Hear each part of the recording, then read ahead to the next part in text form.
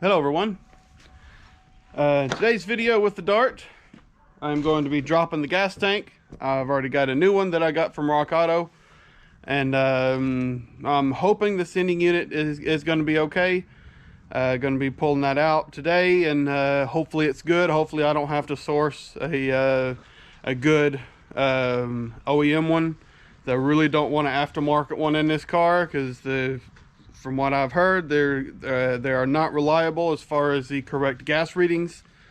So, got to get the filler neck off and jack it up, put on jack stands, and drop the tank. So, let's get to it. Before we got started with anything, I had to show you this tank. I could swear there is a coat of paint on the outside of this gas tank, and it just looks really nice. That is a good looking gas tank. Oh, and I also got something finished on the front of the car that makes it look a lot better. I got all the trim pieces on and got the headlights in. That just looks so much better. I had to buy a set of these on eBay because I was missing one. So I have an extra one of those. So, but the front of the car is now complete and looks very nice. Still got some tweaking to do on some of the pieces for body lines and all that, but it's all there. Now let's jack up the back end. First get the filler neck off, then jack the back end up and drop that gas tank.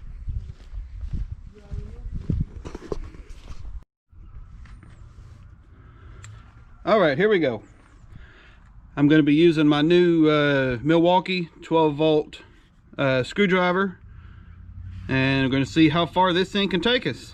I don't know how it's going to do on the J bolts to drop the tank, but I'm going to use this as long as I can. So let's see. This will kind of be a test of this too, but let's see.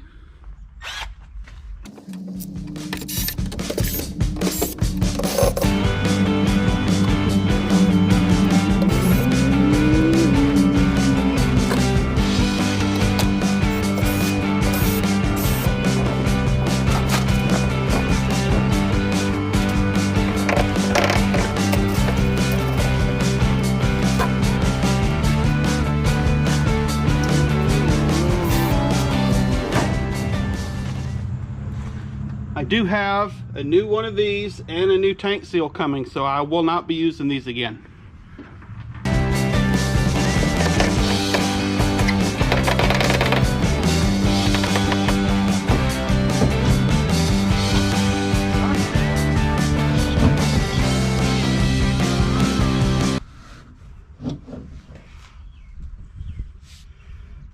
A little bit of rust. There is obviously rust on there, but doesn't really look too bad. We'll definitely be cleaning that off before I put it in the new tank.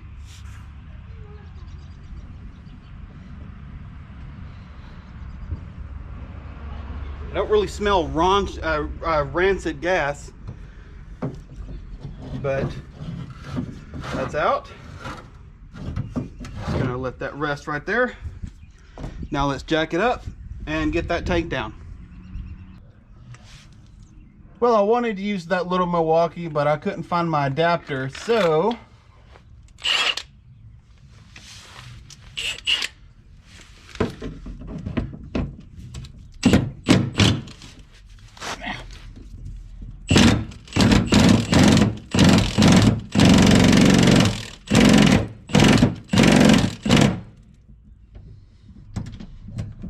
it's coming along nicely. I might need to go ahead and get my jack under here.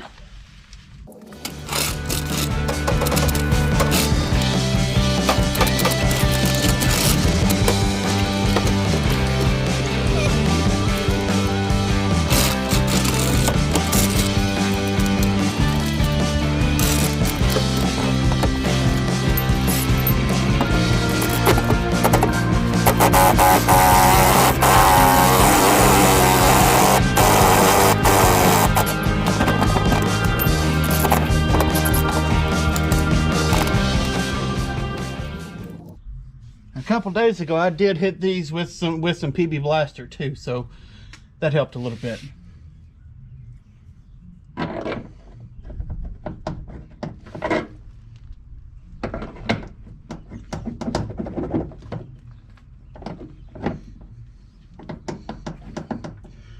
Might need a hammer to tap that on.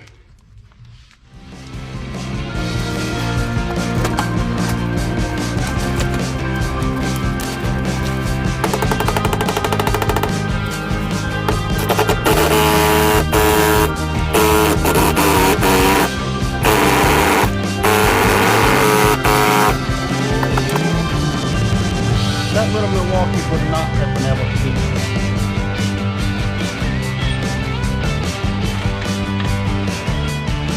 We have to bring this thing up to full power.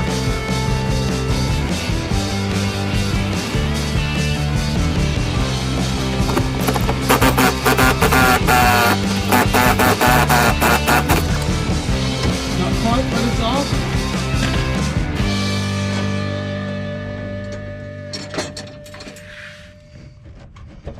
Okay, time to let this thing down.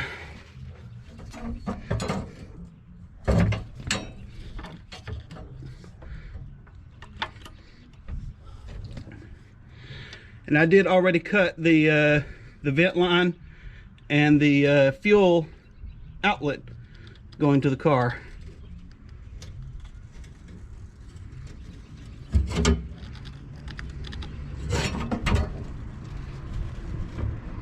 And there we are.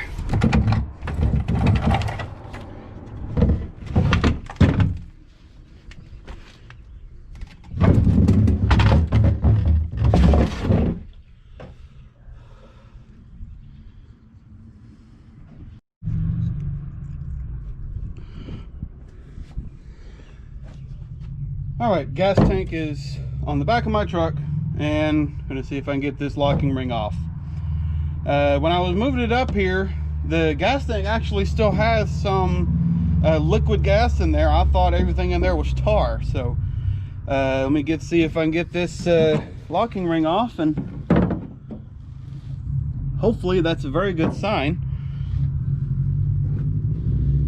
There rings liquid gas in there, meaning. Nice.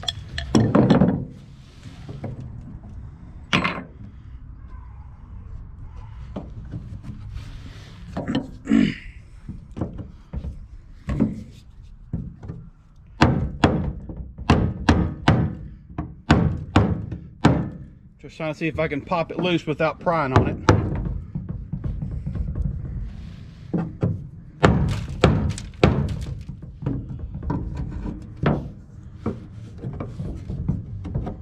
There we are.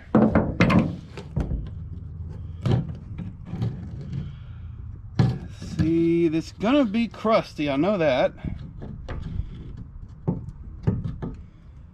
Float's gone.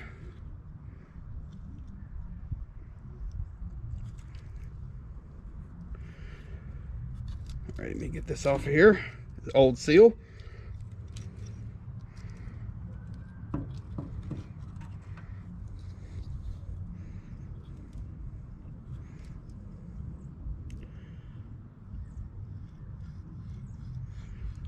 I do believe this sending unit is okay. Very nice. What I'm gonna do is I'm gonna get another sock for this. Get another float, clean it up really good, and the contacts right here still look really good. Looks like it's still making really good contact.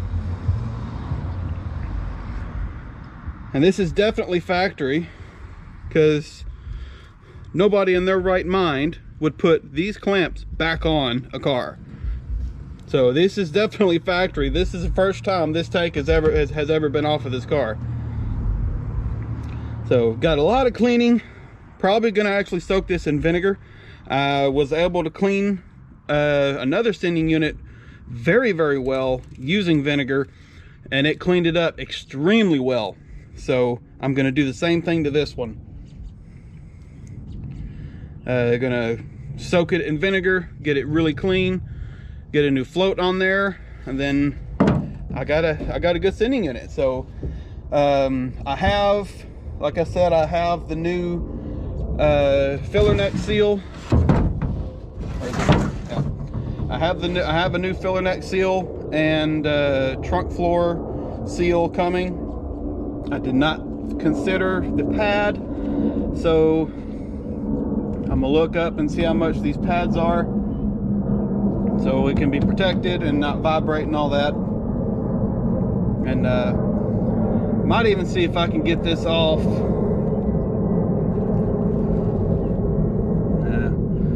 I'm gonna just look up and see how much a gas tank pad is, and a float, strainer, and all that, and then I'll be good to go. So I have to wait a little bit before I can actually put this back in, because I obviously don't have the stuff. But I will see y'all when I have everything, and this will be cleaned up and ready to go. So see y'all in a little bit. Well, it's been a couple of days, and I now have everything I need to replace the gas tank in this car. I've blown out the lines. The lines are clear. Lines are good. The vent line's good. The supply line is good. So let's show you the tank.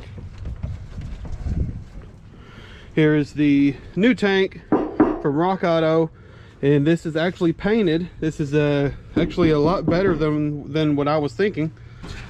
Got the tank pad and J-bolts from Detroit something. I'll put the name in the I'll put a link to their website in the description, from where I got the J-bolts, the tank pad, the filler neck seal, and the filler neck to trunk floor seal that's in the trunk. But the tank is ready. I did have to get a new sending unit because the old one was not functioning properly. The old one was not functioning properly. It was not reading. So this one is reading. So and it's actually reading full when it's full. So I was worried about getting an aftermarket one, but it seems to be working properly. So let's get this up underneath and get it on.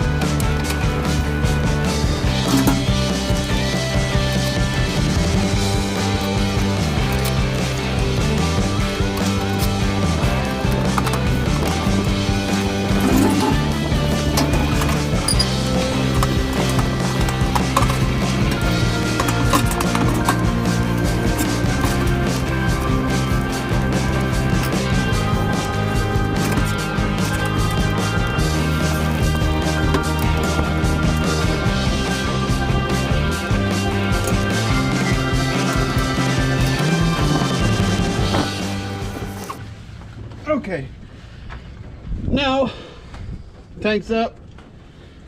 Got to tighten these up, check the position, and then finish putting the filler neck on. So I'm gonna do that off camera, since it's a little tedious and I don't feel like setting up the camera for that. So I'll see you in a little bit.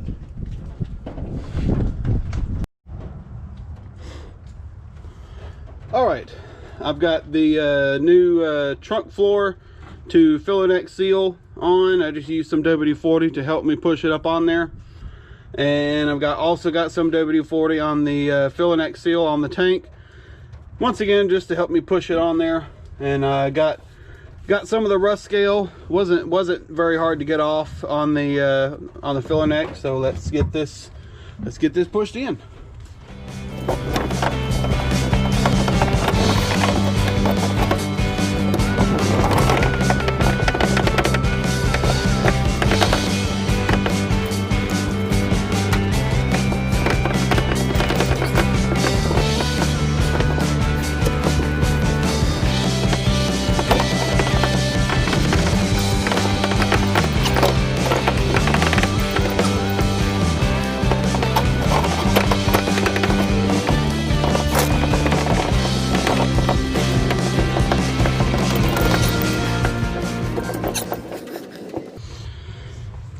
I forgot how much a pain in the butt it was to put one of these on.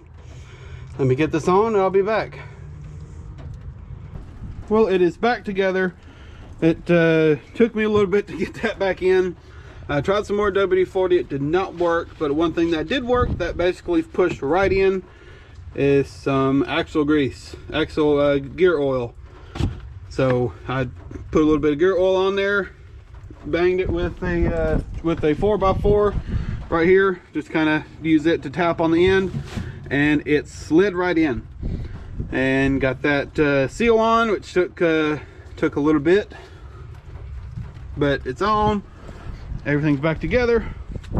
Now to fill this up, fill the tank up with 5 gallons of gas that I have that's been waiting, and see if, make sure it registers on there, and crank it up. So I will see y'all inside the car once this is filled up.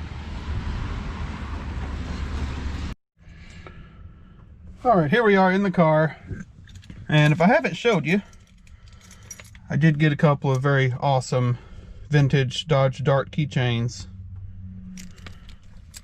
But I got the 5 gallons in, and let's see. Very good. It's moving, I saw that. Of course, I don't know if it should be moving more than that, but it does only have 5 gallons in. That 5 gallons should be reading more than that. But let's see. Battery might be down.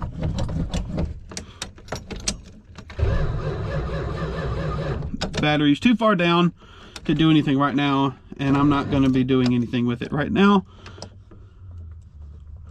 Need to make sure the grounds are good, because I think 5 gallons should be reading more than that. But there it is. I need to charge the battery, and it is cold and raining, so this will be I'm gonna crank it up on another day. But I know the fuel system's good, so lines are clear, vent lines are good, so all I gotta do is make sure my grounds are good to make sure that gas gauge is actually working properly. All right, it is the next day. It is still cold, but at least it's not raining. I got my Ram right there with the jumper cables, so let's see if we can get this thing cranked up. And I think the gas gauge is working. It's just 5 gallons in this tank. For the gas gauge is not very much, but it is moving, so.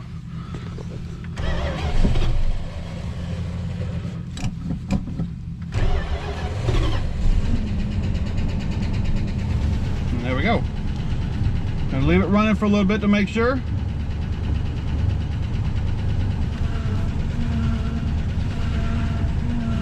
Power steering fluid's low. Got a leak, got to fix.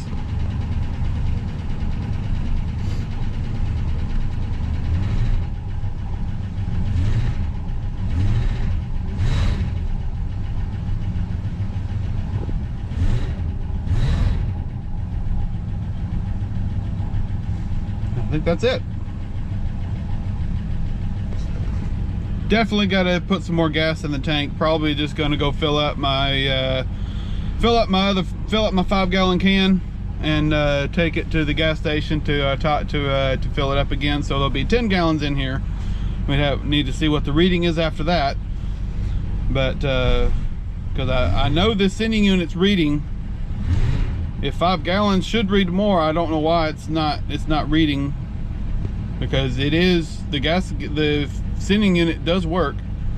I tested it out before I put it in, but the fuel system is at least solid now. Don't have to have a gas can or anything don't have to have a gas can or anything to keep it running.